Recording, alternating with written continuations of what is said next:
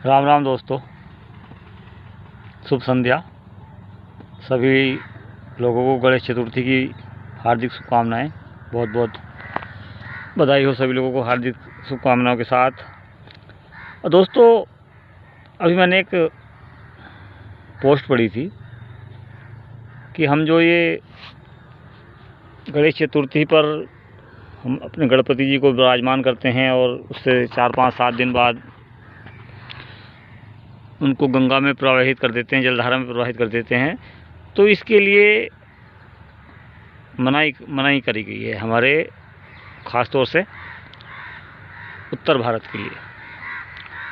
उत्तर भारत वालों को ये काम नहीं करना चाहिए, उनका विसर्जन नहीं करना चाहिए। विराजमान तो करना चाहिए, गणेश जी को विराजमान करने से कोई दिक्कत नहीं है, लेकिन उनका विसर्जन नहीं करना चाहिए पानी में, जल में। उसके पीछे कारण ये बताया गया है, ये जो परंपरा चली है ये केवल और केवल महाराष्ट्र के लिए है। महाराष्ट्र में लालबाग के राजा उनके बड़े भाई कार्तिकेय जी थे और उन्होंने उनको विशेष तौर से गणेश चतुर्थी वाले दिन, जिस दिन हम मनाते हैं इसको, उस दिन उनको अपने मेहमान के रूप में अपने घर बुलाया था। तो उसके बाद सभी लोगों ने, वो 7-8 दिन वहाँ रहे, उस सभी लोगों ने मिलकर उनका जो है विदा कर दिया था। तो उसी परंपरा को महाराष्ट्र में मनाया जाता है। तो ये जो परंपरा है केवल महाराष्ट्र के लिए है, लेकिन भेड़ चाल ने जो है वो इसको पूरे देश में फैला दिया है। अब क्या किया जाए, हम लोगों में यही एक समस्या है हमारे दिमाग में कि हम लोग भेड़ चाल में चलते हैं, भेड़ चाल बना के चलते हैं, लकीर के फकीर बन के चलते हैं, कुछ भी सोचते समझते नहीं हैं किसी चीज़ के लिए।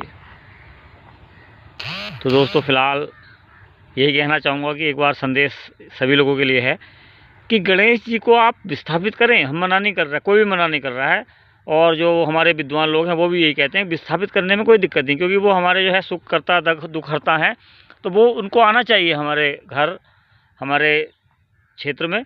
लेकिन उनकी हम जो विदाई करते हैं ना, उनका एक तरह से कह सकते हो जलाभिषेक, मतलब जल में समाहित करते हैं, वो हमें नहीं करना चाहिए। तो आशा करता हूँ आप लोग मेरी बात को समझ रहे होंगे।